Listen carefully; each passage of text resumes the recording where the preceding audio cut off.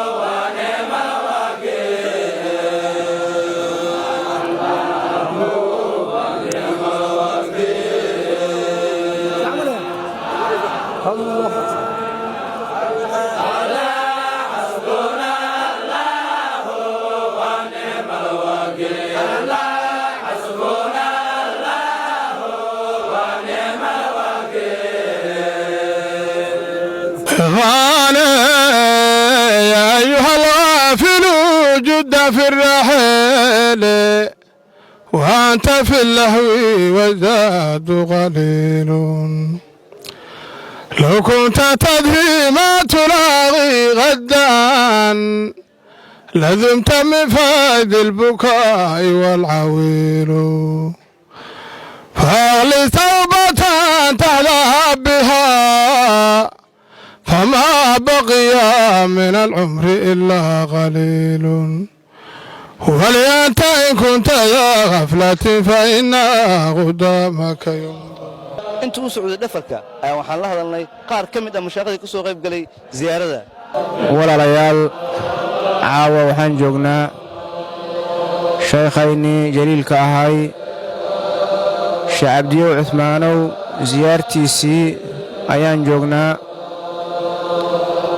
alxamdulillaah ilaahay nicmadiisa weyninka badan oo saalixiinta siiyay waxaa ka mid ah inuu aahaartiisa oo baaqi yeelo aahaartooda oo baaqi yeelo sheekheena Sheekh Cabdi Cusmaanow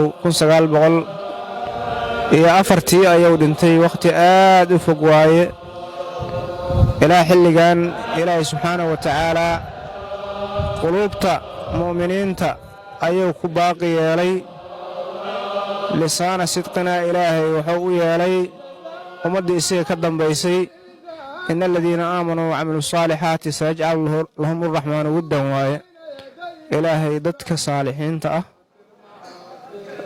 وحو دتك أو مؤمنين تا قلبي وغطوري محبو إياك القعيل تيي تنو كترجميسا وحاكرين الله بهايتن وأن وعدينيسا وقعدانو وحبين بهايسا إن دويسا شي عبدي وعثمانو وددي سقالة adinkana saana ciribtiinna leedin yeeli doonaahe walaalayaal cid walba wixii ay aheeday ayaa markay dhimato kadib gadaasheeda lagu xusaa lagu xasuustaa sheekh cabdiyow cuhmaanow diinta islaamka ayuu garab iyo gacan weyn u ahay.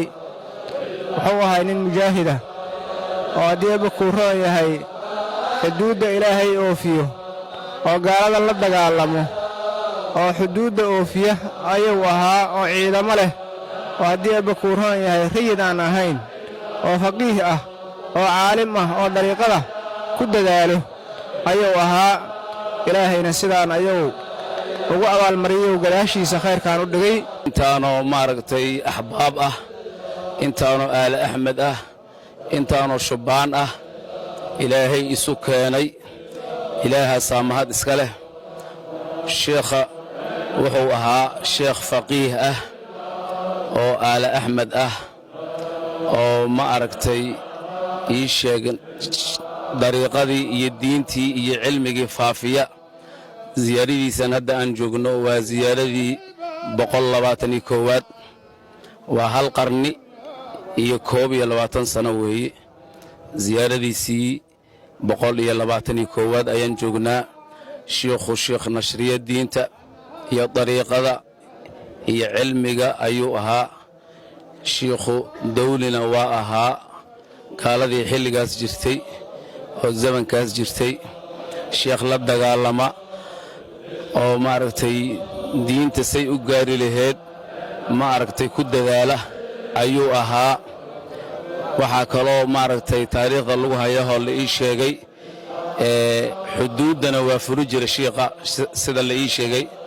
xuduudda ayuu fuli jiray shiikha. waa sheekh cabdiyow sheekh cuhmaan weli ilaahay mukarram ayuu ahaa. inta sano oo maaragtay aasan yahay oo haddana loo maleeyo inuu maaragtay usbuucii dhowaay uu dhintay. inta khalqi ah ilaahay isu keenay. waa ziyaaradii 121aad sidan hore u soo sheegnay. waa hal qarni iyo 21 sano. hadda wuxuu markay maaragtay xaq yihiin sidaas ayay u daa'imaan, sidaas ayay maaragtay joogto u noqdaan. wax baadil ah intaas inay soo socdaan maaragtay iyo intaas ziyaaradiisii ay soo socoto suuragal ma ahaateen. waxaa la yidhi maa kaana lilaahi daama wattasala wamaa kaana lighayrillaahi inqadaca wanfasala. waxaan iskugu imaanay ziyaaradii shiikhayni sheekh cabdiyow cuhmaanow annagoo kalaamu rabbilcaalamiin akhrinayno, annagoo ilaahay xusayno, kuna qoolayno laa ilaaha ila allaahu muxammadun rasuulullaah. annagoo waxaa waay xelaqa dikri ah oognay. ilaah rasuulkiisa wuxuu leeyahay beerbeelaya jannaad haddaa aragtaan daaqa. asxaaba rasuullah waxay dhaheen ilaah rasuulkiisa beertaas beeraha jannaad ka mid aan daaqayna maxay tahay? qaala xeliqu dikri. waa inaan saan kale iskugu imaano ilaahay xusna waayo.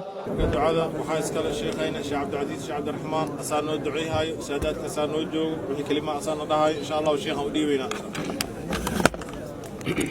sida inta ugu kulmnay waad raxmo allah nagu kulmiyo.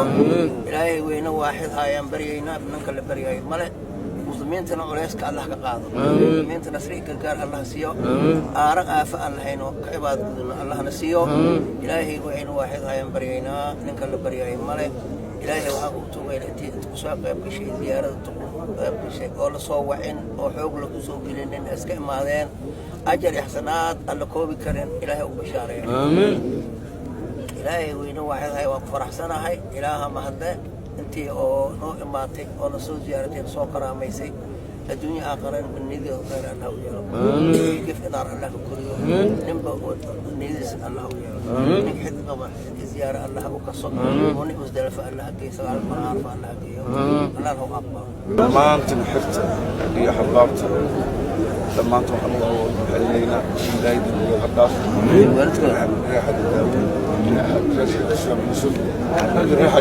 dhammaantoodaba wax alla wixii yara dhamaasha meesha celinaynaa. ilaahay diinta idin fahansiiyo, ilaahay diinta idin fahansiiyo.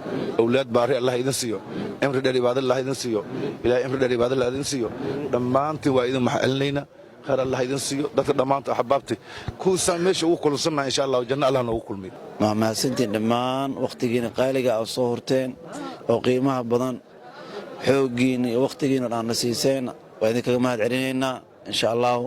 waxa la wixii meeshan wanaag lagu qabtayna inta loo niyeysay awlan rasuulullahina Allah ka thawaabiyo mashaayikhdo dhan Allah ka thawaabiyo sheekhana Sheekh Ismaaciil Dig Allah ka thawaabiyo Sheekh Abdi Usmaan Allah ka thawaabiyo mashaayikhdiisa Allah ka thawaabiyo aad ma santeen ducada Abu Abdi Aziz iyo Abu Abdi Nuur ay duceeyna Allah idin aqbalo khayr Allah insoo ma santeen shukran jazaakum Allah khayran Sheekh Abdi Usmaan ayaa ku tilmaamna la dagaalanka gaalada iyo dhaqangelinta diinta islaamka isagoona ay ka aflaxeen culimo u diin fara badan sanad waliba waxaan halka lagu qabtaa banaanbaxa iyo dhafarka ziyaarada Allah u naxariistay Sheekh Abdi Usmaan iyo farciisa